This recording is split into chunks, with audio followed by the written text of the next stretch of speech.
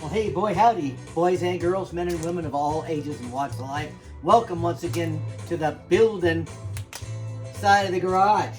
Never let it be said that old Guitar's hand rests after he finishes a project. Anyways, guys, this is the new project. This is one of the 3 bodies that I had left that the Sacred Grandma got for me a couple of years ago. And these are those, I believe they're called Candelnut wood. Super light. I mean, you can pick them up with your little finger. They don't weigh anything. And one of the reasons they're like that is because they're a very soft wood. But this is the only one that's stainable. So I'm using this one, and I'm going to build my first ever. It's not a clear guitar. In other words, it has no finish at all except for a clear coat.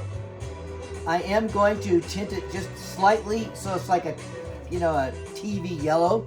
Let's check it out, guys. As you can see, maybe, I have taken the gloss off of the back of this neck. So check it out, guys.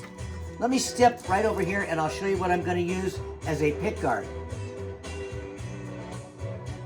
Yep. So let's put this together real quick, even though it's not even close to being where it needs to be done.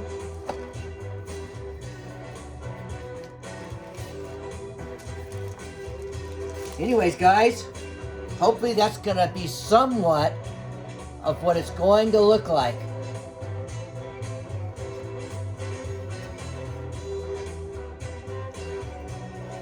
Anyways, what do you think?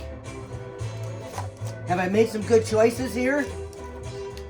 Put in the comments. Let me set this back aside.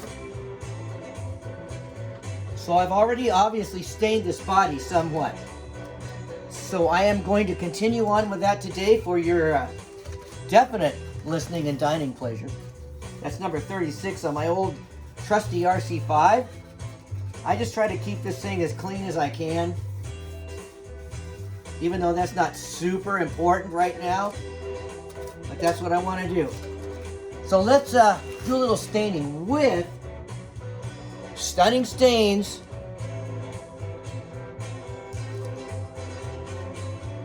I prefer these liquid stains. I never use aniline dye. I've heard it's very good, and a couple others. I've tried the Kita dyes, which is a powder dye, and just regular old Rit dyes. But I find these, even though they're a tiny bit expensive, and the shipping is ridiculous because it comes from the UK, and it's a product that's, you know, scary, and it's water-based. Anyways, guys, what I'm going to do is we're going to use this yellow as the base, but we are going to put just a hair of this amber in it. Because already, guys, it's looking pretty darn close. And that's the look I am going for on this guitar. Never done one like this. So let's get this thing juiced up. See what we got going.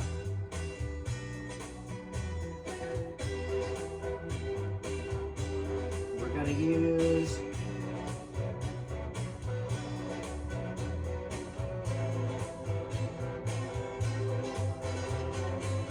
We're going to use basically 4 teaspoons full of this stuff.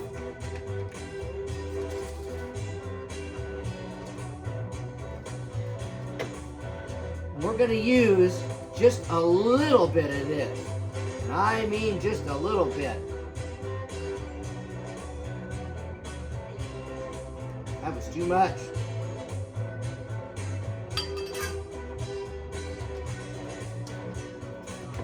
Okay, guys, and when it's all said and done, we're also going to put a little tiny bit of alcohol in it. This is already water-based, like I said, but the water-based makes it dry a lot slower. So the little bit of alcohol will help it dry up a little faster. And we use a teaspoon of that.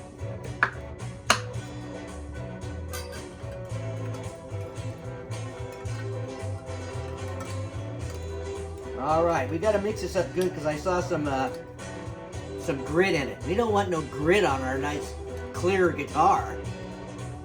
I sure hope you guys are having a great, wonderful, and blessed day today. All right, let's call that good.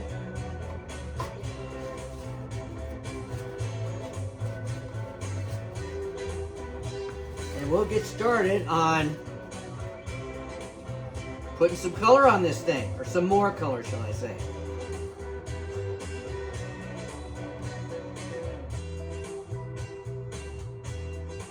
I watch the pros do this. That seems to be what they do.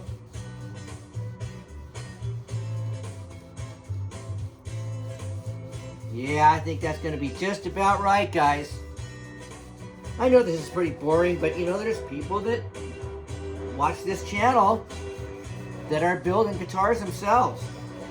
And if I can help anybody any way I can with how I do things that they can maybe do for themselves, well, I hope to be of help that way.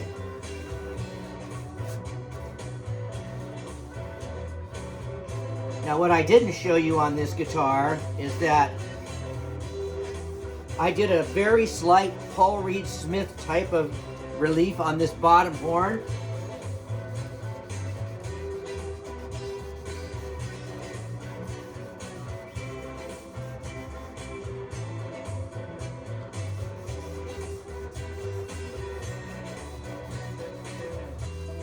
So as you can see, it's getting pretty nice.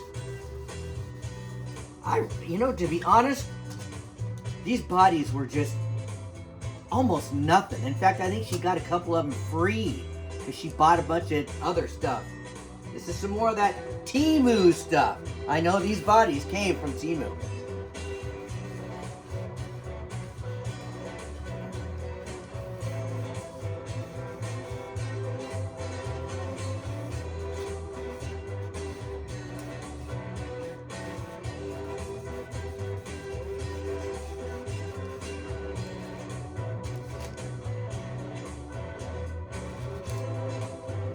Anyways, guys, just moving right along with trying to get this thing up to snuff so I can put a covering, you know, a top coating of some kind on it.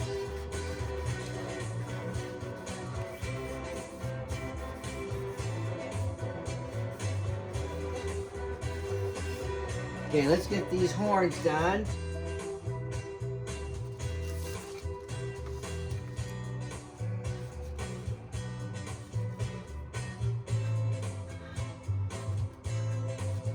One thing about these, this doesn't have any, the only holes that were drilled in here were the neck holes. And of course, you can see that I once again did my favorite little thing, which a lot of companies are doing now. They're trying to make this access up high on your fretboard a little easier to get to.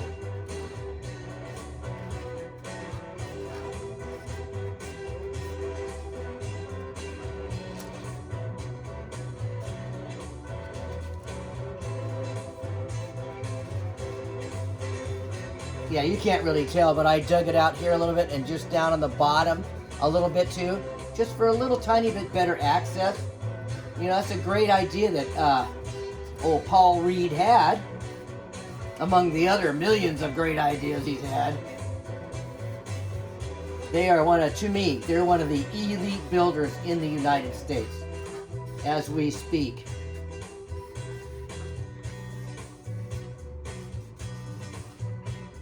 Okay, we're going to give this a quick wipe just to kind of get the super wet off of it. Uh-oh. Looks like I threw one of my hats on the ground. Okay, guys. Let's get serious about the top.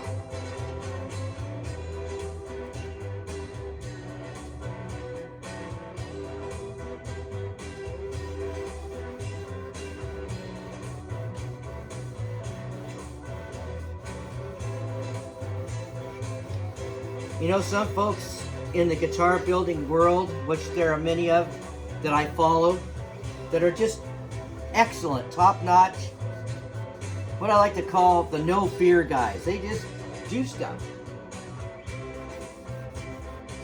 And I really respect that ability to be able to go, okay,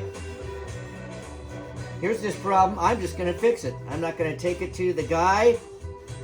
That's one of my downfalls, which I admit openly.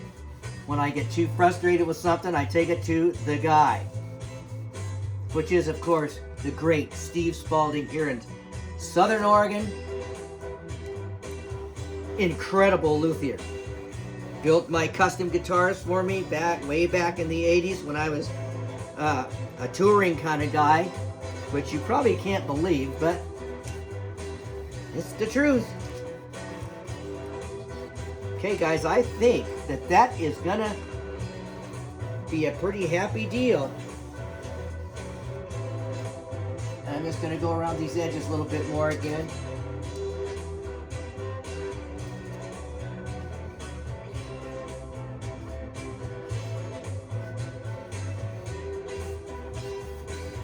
I don't know why I enjoy this, but I do. I guess it's because I've always kind of liked painted stuff. When I was a kid, I painted model cars, Candy Apple, and Metal Flake, and all that cool stuff. The old Ed Big Daddy Roth, the Rat Fink guy. He had a big influence on kids in the 60s, especially on car culture. Okay. All right, let's take a look at this thing and see if I missed anything.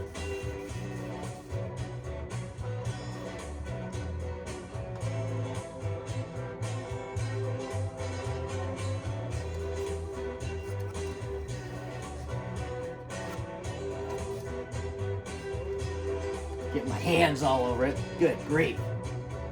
That's not very professional. Okay, we're going to wipe everything off just a little bit. Now, I did buy, since this is not a guitar kit, it was just a blank body and just a neck I had laying around. I did buy some nice parts for this. When I get those in, I'll let you check them out. I bought a nice aftermarket tremolo. And since I'm not a big heavy-duty tremolo user, I love having them on my guitars. Why? I don't know. It's just that little subtle thing that you get.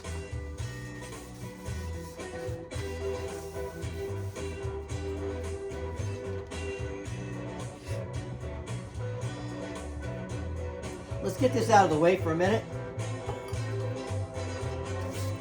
So shall we put this back on here for a second? Now, don't forget, this is going to be, I'm going to oil this one again. I've decided that that's my favorite type of finish.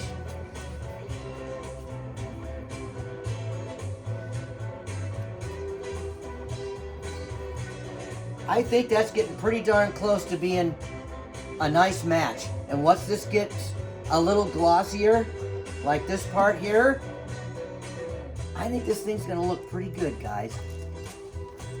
And you can leave it in the comments if you think I'm, whistling ditzy, or if it's really nice. That'll come right off because there's a layer of plastic on there. These are all El Nico pickups, supposedly. That looks like a ceramic magnet to me. But they are El Nico. And this is just a coil split for these two humbucker rails.